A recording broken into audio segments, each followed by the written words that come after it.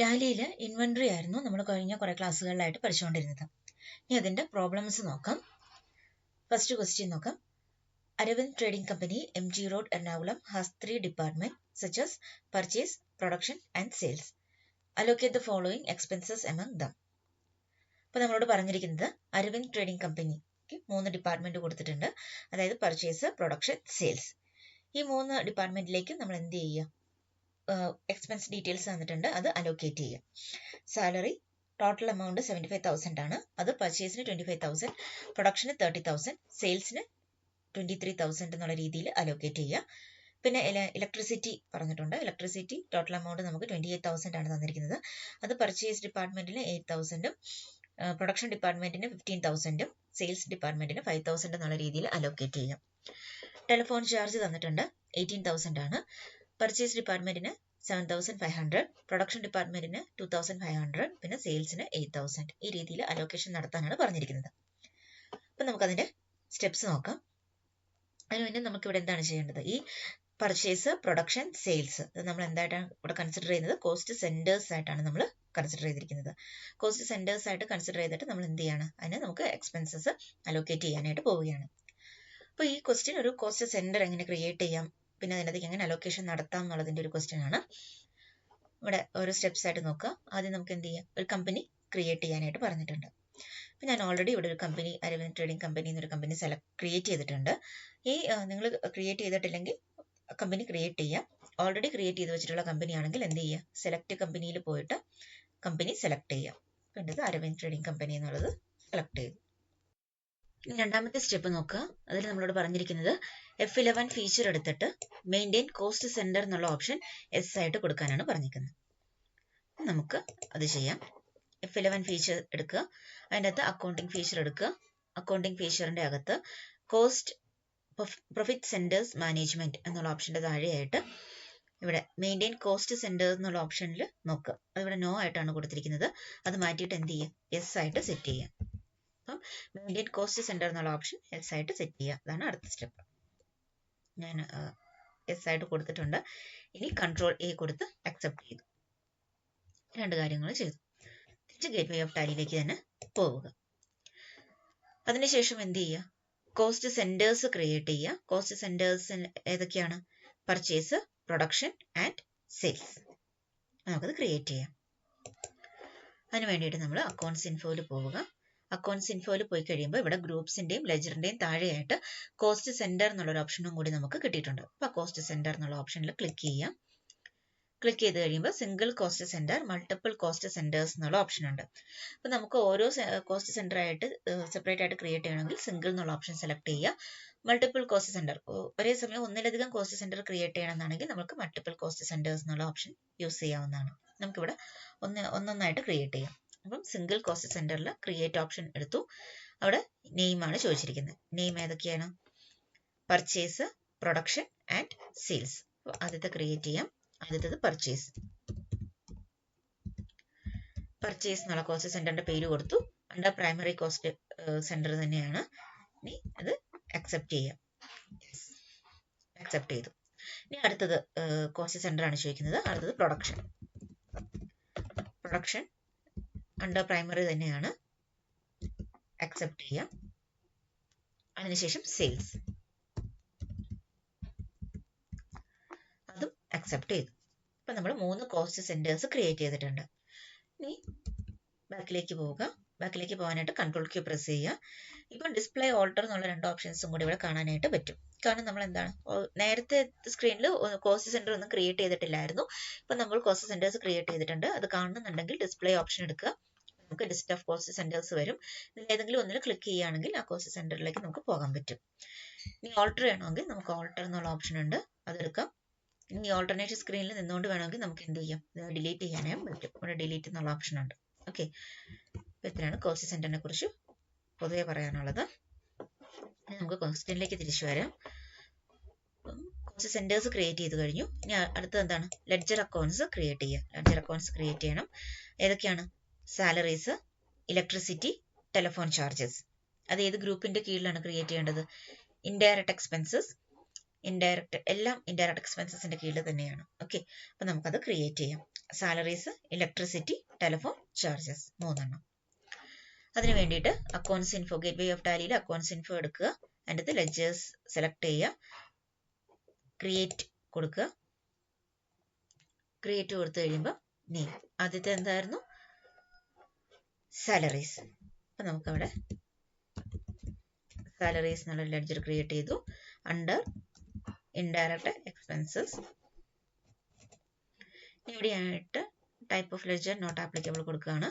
Cost centres are applicable എന്ന് ചോദിച്ചിട്ടുണ്ട്, നമ്മൾ യെസ് എന്ന് തന്നെ കൊടുക്കുക.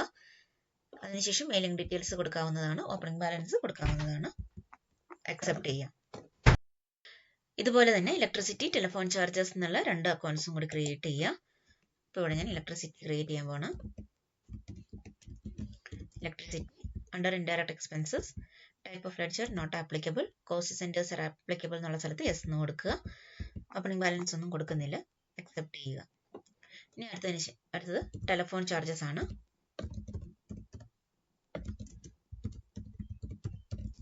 Telephone charges under indirect expenses, type of ledger not applicable, cost centres are applicable എന്നുള്ളത് യെസ് എന്ന് കൊടുക്കുക. ഓപ്പണിംഗ് ബാലൻസ് ഇവിടെ ഞാൻ തൽക്കാലം കൊടുക്കുന്നില്ല, അക്സെപ്റ്റ് ചെയ്യാം.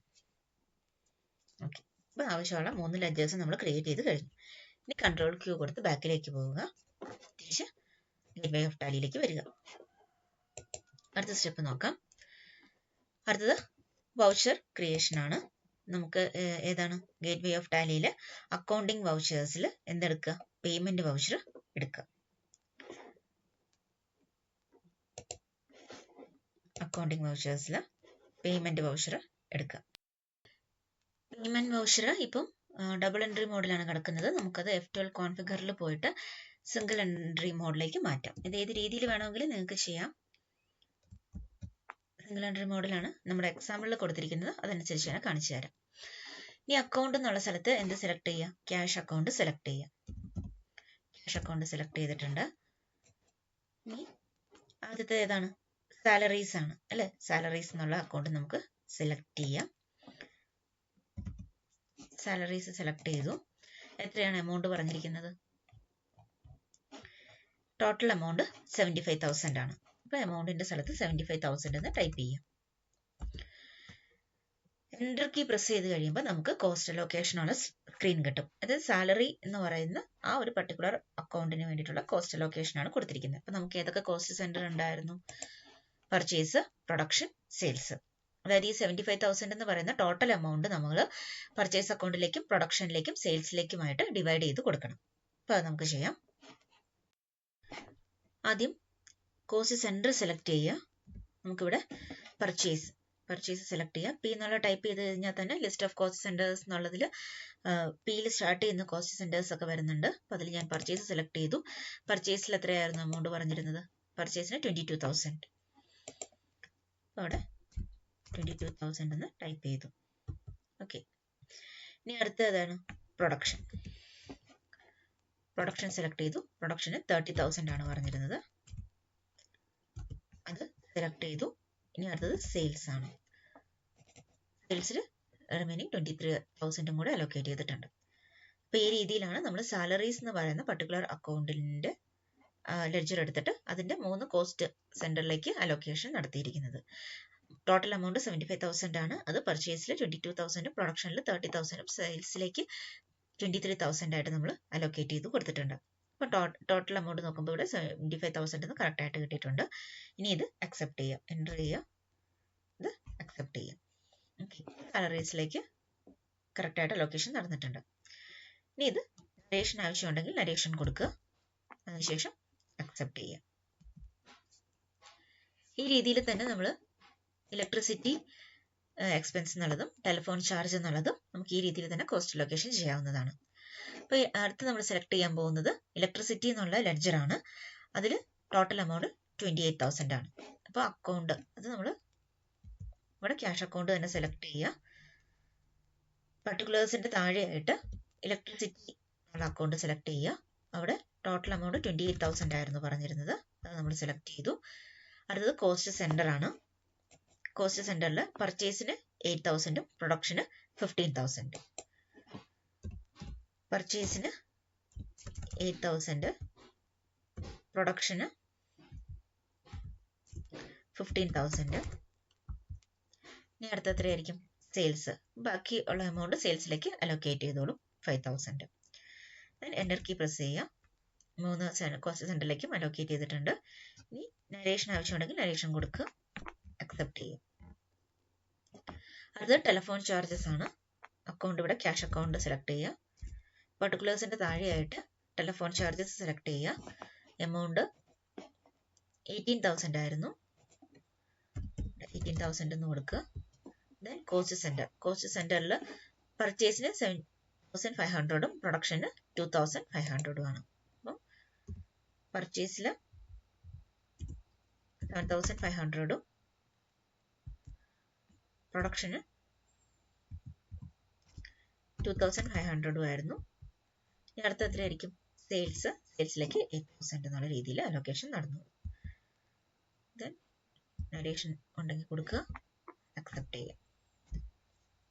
ഓക്കെ, അപ്പോൾ ഈ രീതിയിലാണ് നമ്മൾ കോസ്റ്റ് സെന്റർ ക്രിയേറ്റ് ചെയ്യുന്നതും കോസ്റ്റ് ലൊക്കേഷൻ നടത്തുന്നതും. ഓക്കെ, അപ്പോൾ മനസ്സിലായിട്ടുണ്ടെന്ന് വിശ്വസിക്കുന്നു. നമ്മൾ ചെയ്ത സ്റ്റെപ്സ് ഇത്രയാണ്.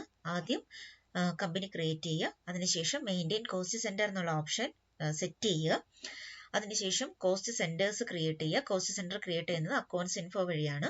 അക്കൗണ്ട്സ് ഇൻഫോയിൽ പോയിട്ട് കോസ്റ്റ് സെന്റർ എന്നുള്ള ഓപ്ഷൻ എടുത്തിട്ട് കോസ്റ്റ് സെന്റർ ക്രിയേറ്റ് ചെയ്യുക. അതിനുശേഷം ആവശ്യമായിട്ടുള്ള ലെഡ്ജർ അക്കൗണ്ട്സ് ക്രിയേറ്റ് ചെയ്യുക. പേയ്മെന്റ് വൗച്ചർ എടുക്കുക. എൻ്റെ വൗച്ചറിൽ ഗേറ്റ് വേ ഓഫ് ടാലിയിൽ അക്കൗണ്ടിങ് വൗച്ചേഴ്സിൽ പേയ്മെന്റ് വൗച്ചർ സെലക്ട് ചെയ്യുക. അതിനുശേഷം എന്ത് ചെയ്യുക? പേയ്മെന്റ് വൗച്ചറിൽ നമ്മൾ ഓരോ ലെഡ്ജർ സെലക്ട് ചെയ്തിട്ട് അതിൻ്റെ അകത്തേക്ക് കോസ്റ്റ് ലൊക്കേഷൻ നടത്തുക. ഇനി നമുക്ക് ഇതിന്റെ സമ്മറി കാണുന്നുണ്ടെങ്കിൽ നമ്മൾ അവിടെ പോവുക. കോസ്റ്റ് കാറ്റഗറി സമ്മറി കാണുന്നുണ്ടെങ്കിൽ ഗേറ്റ് വേ ഓഫ് ടാലിയിൽ ഡിസ്പ്ലേയിൽ സ്റ്റേറ്റ്മെന്റ്സ് ഓഫ് അക്കൗണ്ട്സിൽ കോസ്റ്റ് സെന്റർ എടുക്കുക. ഗേറ്റ് വേ ഓഫ് ടാലിയിൽ ഡിസ്പ്ലേയിൽ സ്റ്റേറ്റ്മെന്റ്സ് ഓഫ് അക്കൗണ്ട്സിൽ കോസ്റ്റ് സെന്റർ ഉണ്ടാകും, അത് സെലക്ട് ചെയ്യുക. കോസ്റ്റ് കാറ്റഗറി സമ്മറി ഉണ്ട്. അപ്പോൾ അത് നോക്കിക്കഴിഞ്ഞ് കഴിഞ്ഞാൽ നമുക്ക് പ്രൈമറി കോസ്റ്റ് കാറ്റഗറി എന്നുള്ളൊരു ഹെഡിങ് കാണാം. അതിൻ്റെ താഴെയായിട്ട് നമ്മൾ ക്രിയേറ്റ് ചെയ്തിരിക്കുന്ന 3 cost centres, production, purchase, sales, പിന്നെ അതിൻ്റെ ഡെബിറ്റ് ഡീറ്റെയിൽസ്, ക്ലോസിംഗ് ബാലൻസ് തുടങ്ങിയത് കാണാനായിട്ട് സാധിക്കും. ഓക്കെ, അപ്പോൾ ഇത്രയാണ് കോസ്റ്റ് സെന്ററിനെ കുറിച്ച് പറയാനുള്ളത്. Thank you.